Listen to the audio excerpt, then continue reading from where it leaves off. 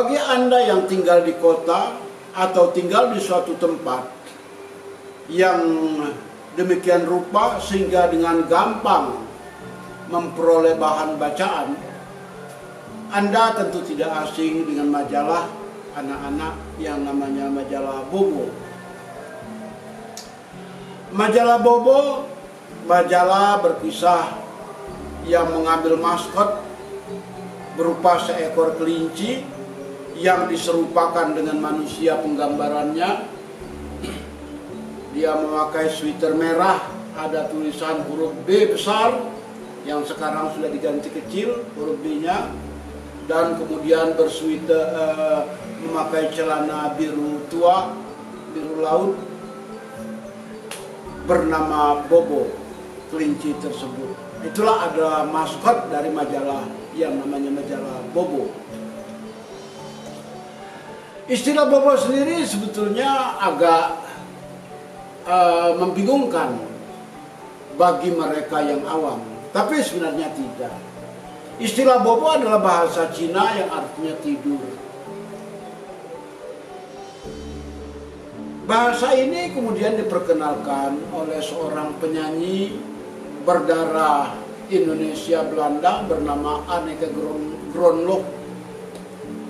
Anneke Grönloh pada tahun sekitar awal 1960-an memperkenalkan sebuah lagu, yaitu lagu bernama Nina Bobo. Nina Bobo artinya adalah julukan bagi Nina sendiri, ya sebenarnya bahasa Portugis artinya adalah gadis, Bobo adalah tidur. Tapi Nina juga punya arti sebutan bagi semua orang, tidak gadis, tidak laki-laki, tidak perempuan, boleh disebut dengan Nina. Sehingga sebenarnya Nina Bobo adalah tidurlah si Buyung sebetulnya. Kira-kira artinya begitu, tidurlah Buyung, Nina Bobo. Nah, istilah Bobo tersebut kemudian diadaptasi oleh dalam bahasa Belanda, karena memang sebagian besar karir Anneke Grönloh berada di negeri Belanda. Suaminya orang Belanda dan dia berkarir di Belanda, dan dia meninggal pada tahun 2018 yang lalu di Prancis. Karena kata-kata Bobo begitu akrab di telinga rakyat Belanda, mungkin karena kata-kata tersebut begitu akrab di telinga masyarakat Belanda untuk mengatakan tidur, maka kemudian pada tanggal 1 Januari 1968 sebuah perusahaan di negeri Belanda membuat majalah untuk anak-anak yang disebut majalah Bobo. Ini tahun 1968. Majalah yang terbit tahun 1968 yaitu tanggal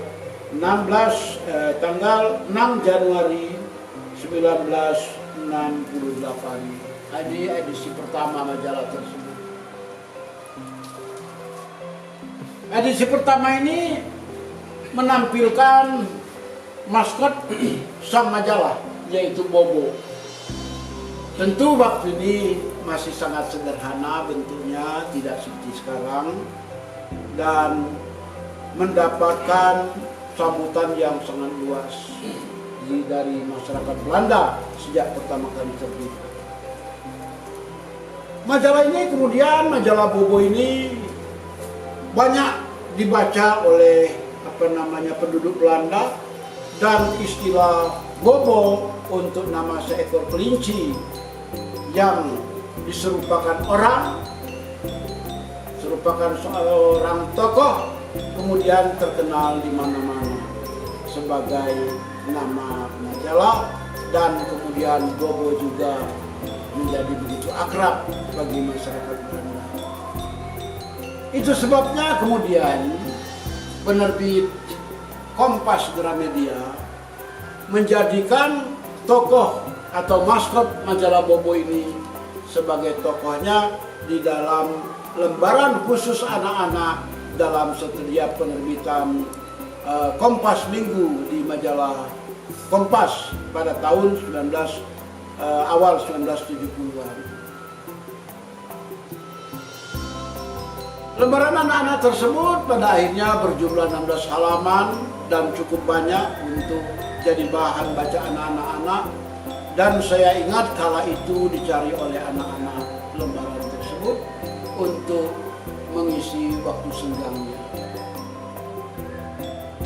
Dan ternyata sambutan masyarakat yang demikian luas membuat pimpinan Kompas Gramedia, yaitu Bapak Petrus Canisius Oyong dan Jakob Utama, akhirnya menjadikan lembaran tersebut sebagai majalah anak-anak.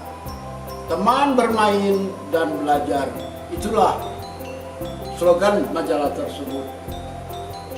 Majalah tersebut tentu saja atas izin negeri Belanda, penerbit dari Belanda, juga bernama majalah anak-anak Bobo. Majalah Bobo ini terbit pada tanggal 14 April 1973, itu tanggal penerbitan pertama, dan kemudian segera diluncurkan ke masyarakat. Ternyata pendapat sambutan yang sangat luas pada waktu itu. Anak-anak sekitar tahun 1973 mulai menyenangi majalah tersebut. Hari-hari di sekolah diisi dengan diskusi atau pembicaraan ringan antara anak-anak yang pernah membaca majalah tersebut. Anak-anak mendiskusikan, membicarakan tentang Bobo. Bagaimana tingkah laku Bobo beserta keluarganya, beserta adiknya Coreng, beserta tokoh-tokoh yang lain, misalnya tokoh-tokoh ayah, tokoh profesor, tokoh si Tutut, dan sebagainya. Juga anak-anak pada akhirnya menceritakan episode-episode, cerita-cerita komik strip yang ada dalam majalah Bobo tersebut, seperti Bona Gajah Kecil Berbelalai Panjang dan sebagainya. Jadi diskusi jadi bahan cerita anak-anak. Anak-anak yang tidak pernah membaca Bobo pada saat itu akan tersingkir dari pembicaraan. Mereka menjadi penonton saja. Persis yang saya alami sekitar tahun 60-an.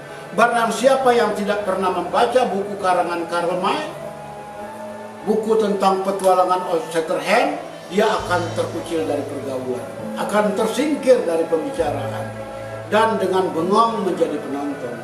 Demikian juga kita saksikan ketika Bobo tersebut, majalah Bobo tersebut meluncur ke tengah anak-anak.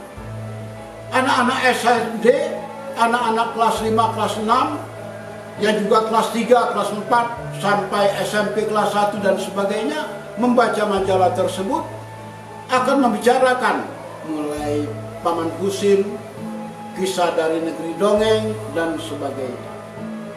Dia akan tersingkir dalam omongan-omongan, dalam pergaulan di tengah-tengah orang yang membicarakan majalah Bobo. Ada kisah Paman Kiku, Kusin, dan Asta.